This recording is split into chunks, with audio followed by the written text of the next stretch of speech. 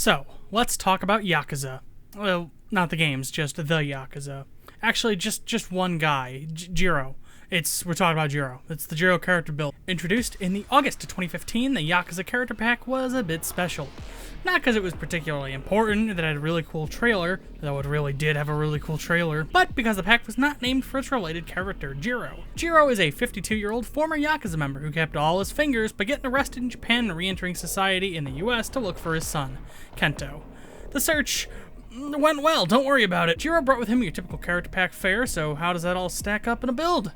Only one way to find out. We need to start at the Yakuza Pack's perk deck, Consider Yakuza to be a halfway between the Berserker skill and Hitman. Where Hitman gives you a 45% faster armor regeneration, Yakuza offers 60% faster regen, but instead of bonuses for Akimbo, you get 20% faster movement speed.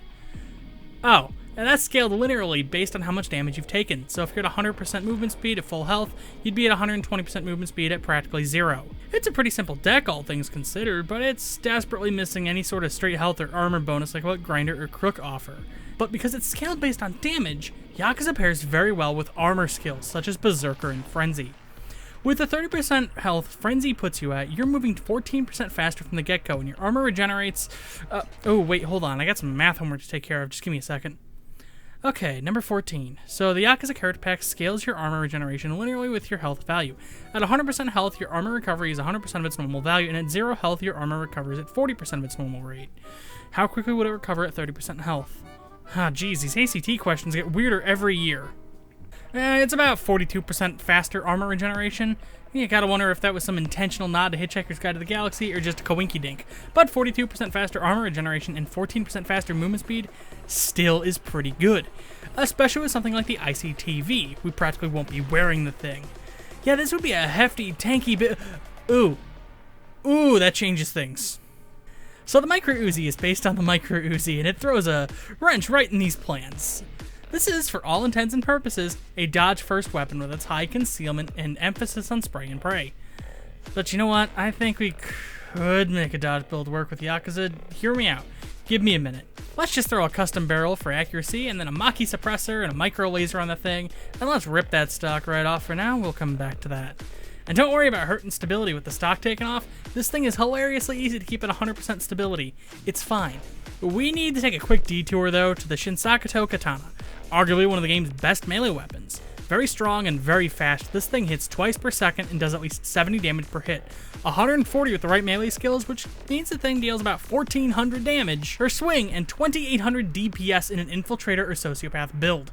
More than the Vulcan minigun puts out in terms of DPS. But we don't have sociopath or infiltrator, we have Yakuza. And to get low enough detection risk to run the basic versions of the dodge skills, no problem, we need a primary with 28 concealment. And this is where things get weird. The GL40 with the sawn-off stock and barrel. The thing maybe just a little bit bigger than the grenade it holds. 27 concealment, at its most. The Mosconi can hit 28 concealment with a boost, but if we're already grabbing technician skills to boost the SMG, we're probably going to want something else, like in the assault rifle category. We don't really want to double dip into Enforcer too much. We gotta spare our skill points. I'd rather not run Akimbo SMGs because we're not grabbing the pistol skills. We're really not gonna use them. We need every skill point we can get. And also, just consider for a second, snipers.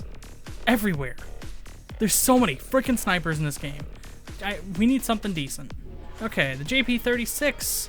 Well, that hits 24. Ugh, the MTAR can hit 27, not good enough. The Clarion can hit 27, that's not good enough. Well, the Cavity can hit 30, I'd rather... Wait, okay, no, change of plans. This whole bit was a lead up to the Car 4, which I had a 28 concealment, and it was a decent dodge weapon, and it's been about how anemic the Car 4 is compared to the Micro Uzi. Throw that all out of here. It was just a worse version of the Micro Uzi in this build, and existed solely to keep our detection risk at 4. But the Cavity would fill a different niche, provided we get it to 100 accuracy. And with a bigger and better suppressor, a compact laser module, and the Appellation foregrip, along with the -1 sight, it works. Shame there's no skins for the thing, but whatever, we technically have a means to take care of snipers and distant enemies without feeling redundant. We won't give it many of the single fire skills, we're just pretty much only going to be grabbing the stuff in Technician, but as long as it's at 100 accuracy and it takes to a couple of the Technician skills, that's no problem to me. So we're spec'd out for dodge, but it's still technically an armor deck, I think, so we should probably invest in a little bit of armor. The light ballistic vest, if done right, hits the same concealment as the suit, but has 4.5 times the armor value. Do I feel guilty about using this thing all the time? A little bit. Not too much, though. I personally think Jiro would use the shurikens, but Molotovs make for really good crowd control. I mean, of the two, shurikens are closer to Jiro in that they're from the Ninja Pack, and that DLC came out only a couple months before Jiro, whereas the Molotovs were a couple months older. And, I mean, according to the Deadliest Warrior wiki, the Yakuza didn't use Molotovs. And, I mean, many of the disgraced ninjas ended up in the Yakuza. Whatever, we're using shurikens. Shut up. And last but not least, our core skills. Aced Die Hard with basic bullseye, shotgun on Iron Man start us off in Enforcer with boosts to light ballistic vest, and then we're swoosing into Technician where we're grabbing Aced Steady Grip and Lock and Load with basic Surefire, and then we're kind of showing up to Ghost and making it rain skill points with Aced Duck and Cover, Inner Pocket, Shockproof, the professional optical illusions with basic Low Blow, and Sneaky Bastard. I mean, we're at 3 concealment in this build, so we should probably grab the basic versions. And then in Fugitive, we have Aced 9 Lives, Swansong, Bloodthirst Berserker, and Frenzy to round us off with Boosted Store Melee, and we can ensure that we're always able to walk fast and kill faster. That's our Jiro, alright. How does that all perform? Well, how do I put it? Remember the Star Wars Atari 2600 ad? Oh, some game, huh? Some game! Yeah, kind of like that. Jiro in this build has 2 speeds. Fast, and way too fast, and it's honestly intoxicating. You're going to be cruising around at doom levels of fast from the get-go, and you'll only get faster as you take damage.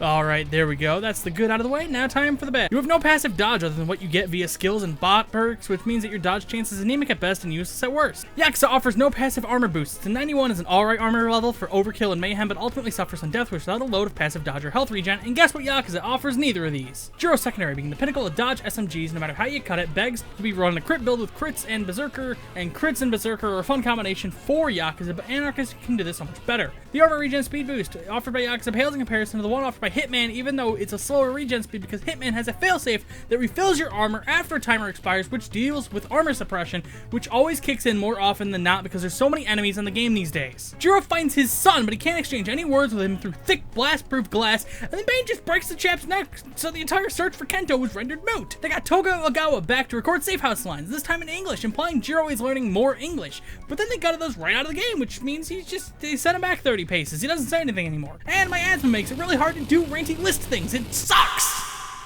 Alright, Yakuza isn't a bad perk deck.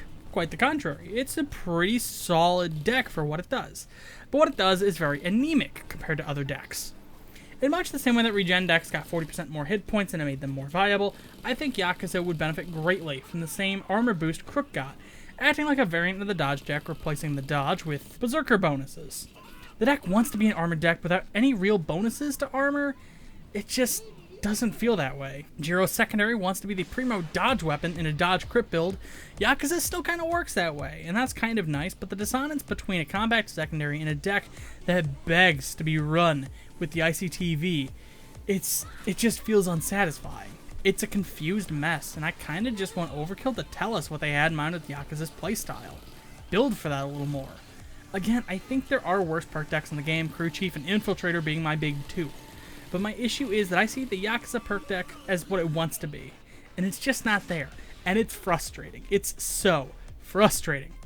If they buff it in this final year, then we'll be in good company, but at the very least, it's serviceable for moderate level gameplay. Just, like, you have to spend all your skill points to make that work, though. Yeah, did you notice that? No ace deployable, no drills, no inspire, just you and a gun.